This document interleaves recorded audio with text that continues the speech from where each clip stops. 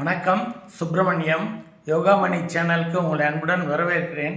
இன்றைக்கி சமையல் குறிப்பில் நம்ம பார்க்க போகிறது கேரளா ஸ்பெஷல் புளி சேரி. எப்படி செய்கிறதுன்னு பார்க்கலாம் வாங்க. அனைவருக்கும் அன்பு வணக்கம். திருமதி சுப்பிரமணியம். சமையல் குறிப்பில் இன்றைக்கி நம்ம பார்க்க போகிறது கேரளா ஸ்பெஷல் புளிசேரி. அதுதான் செய்ய போகிறோம். அதுக்கு நான் வெள்ளை பூசணிக்காய் எடுத்து அதோட மேல் தோலும் அதை உள்பகுதியும் அதை நீக்கிட்டு சின்ன சின்ன சதுரங்களாக நறுக்கி வச்சுருக்கிறேன்.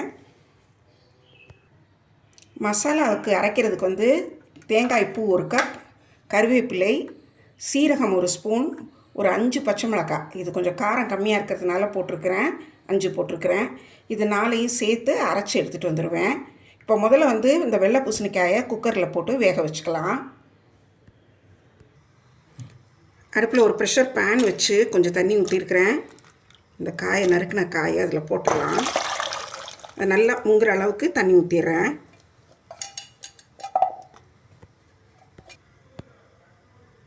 இந்த காய்க்கு தகுந்த மாதிரி கொஞ்சமாக உப்பு போட்டிருக்கேன். ஏன்னா திரும்ப குழம்புலையும் கொஞ்சம் உப்பு சேர்ப்போம். இதோட ஒரு 1/2 ஸ்பூன் மஞ்சள் தூள் சேர்த்து வேக வைக்கலாம். இதை இப்போ குக்கரை மூடி வெயிட் போட்டுறேன்.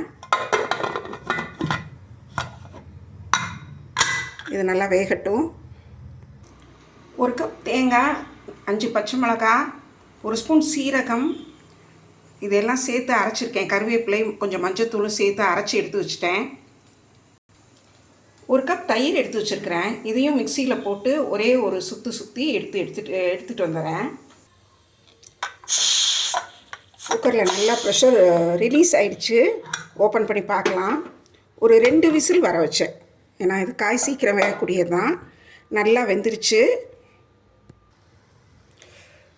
அடுப்பு திரும்ப பற்ற வச்சுட்டேன். இந்த அரைச்ச மசாலா இதை இதில் நல்லா கலந்து விட்டு கொதிக்க விடுறேன்.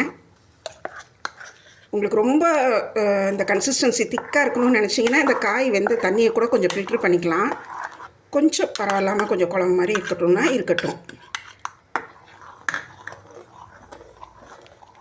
இது நல்லா ஒரு கொதி வரட்டும். முதல்ல காய் வேகையில் கொஞ்சமாக உப்பு போட்டிருந்தோம்.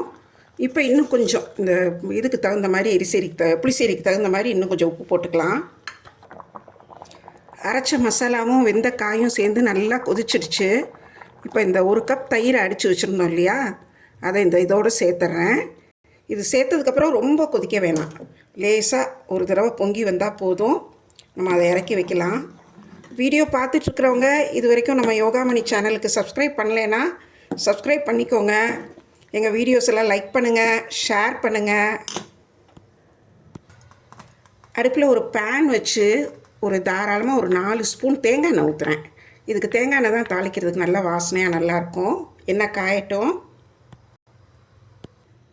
கடுகு, உளுந்தம்பருப்பு, மிளகா வத்தல் கிள்ளினது, வெந்தயம் ஒரு 1/2 டீஸ்பூன் அதில் சேர்க்குற எண்ணெயில், கருவேப்பிலை, பெருங்காயம், கொஞ்சம் மஞ்சத்தூள் சேர்த்துடலாம். அடுப்பு அணைச்சிட்டு கொஞ்சம் மஞ்சத்தூள்.